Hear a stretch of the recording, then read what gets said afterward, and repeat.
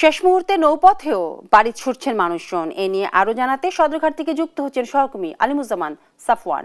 সাফওয়ান, লঞ্চে বাড়ি ফেরা মানুষের চাপ আপনি কেমন দেখতে পাচ্ছেন?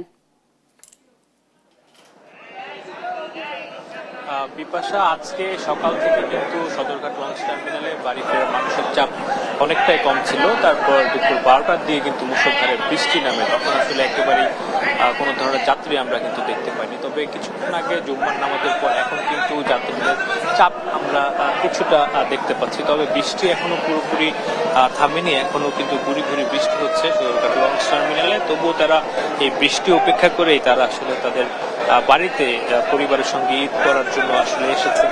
একেবারে শেষ মুহূর্তের যে যাত্রা, সেখানে কিন্তু আপনারা দেখতে পাচ্ছেন যে লঞ্চগুলো অপেক্ষায় রয়েছে যাত্রীদের, এবং সকাল থেকেই বেশ কিছু লঞ্চ ছেড়ে গেছে দক্ষিণাঞ্চলের বিভিন্ন গন্তব্যে, এবং যাত্রীরা কিন্তু বলছেন যে সকালে থেকে তারা অপেক্ষা করলেও লঞ্চগুলো ছেড়ে যেতে দেরি করছে। তো এই ক্ষেত্রে যারা লঞ্চ মালিক রয়েছেন তারা যেটি বলছেন যে পূর্ণ ধারণ ক্ষমতা না হলে তারা আসলে, যেহেতু আজকে একেবারেই যেতে পারবেন তারা, তাই সেক্ষেত্রে তারা লঞ্চটি ছাড়ছেন না। এবং আমরা কিছুক্ষণ আগে নৌ পরিবহন মন্ত্রীর সঙ্গে কথা বলেছিলাম এই বিষয়ে। তিনি যেটি বলেছেন যে যাত্রীরা যাতে সবাই আসলে যেতে পারে, এই জন্য প্রতিটি লঞ্চ পূর্ণ ধারণ ক্ষমতা নিয়ে আসলে যাত্রা করবে।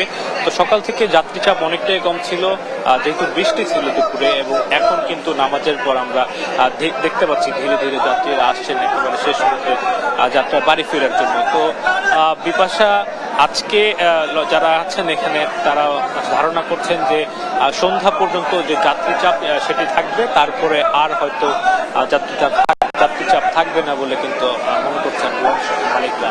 তো বিপাশা, আমার কাছে সদরঘাট থেকে এখন পর্যন্ত এই ছিল শেষ। জি সাফওয়ান, আপনাকে ধন্যবাদ।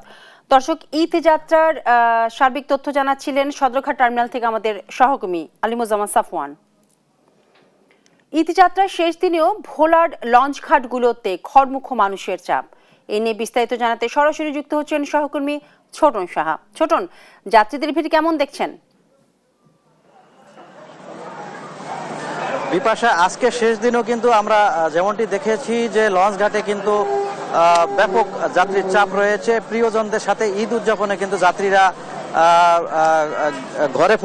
ঘরে কিন্তু ফিরতে শুরু করেছেন, এবং আজকে শেষ দিনে 16টি লঞ্চ দিয়ে কিন্তু যাত্রীরা এসেছে, এবং এখনো লঞ্চগুলো আসছে। আমি রয়েছি ভোলার ইলিশা ঘাটে, এবং এই ঘাটে এই মুহূর্তে আসলে কিছুক্ষণ আগে একটি গ্রিন লাইন সার্ভিস এসেছে, বেশ কয়েকটি লঞ্চও এসেছে, এবং এই লঞ্চে কিন্তু আমরা দেখেছি যে বিপুল সংখ্যক যাত্রীদের কিন্তু সমাগম কিন্তু হয়েছে। এবং যাত্রীদের সাথেও আমরা কথা বলেছি। আসলে পথে পথে যে ভোগান্তি ছিল, সেই ভোগান্তির অবসান ঘটিয়ে তারা গন্তব্যে আসতে পেরে কিন্তু অনেকটাই সন্তুষ্টি কিন্তু তারা প্রকাশ করেছেন। এবং যাত্রীরা বলছিলেন যে ভাড়া নিয়ে যদিও তাদের কিছুটা অভিযোগ রয়েছে, অতিরিক্ত ভাড়া এবং অতিরিক্ত যাত্রী বোঝাইয়েরও কিন্তু অভিযোগ কিন্তু রয়েছে। আমরা এমনটি কিন্তু আমরা জেনেছি, এবং একই সাথে এই ঘাটে এখনো আমরা কথা বলেছি যে এখনো এই ঘাটে আরো 8-10টি লঞ্চ আসবে, এবং এই লঞ্চে করে আরো বিপুল সংখ্যক যাত্রীদের সমাগম হবে। একটু তথ্য যুক্ত করতে চাই, কর্মের সন্ধানে কিন্তু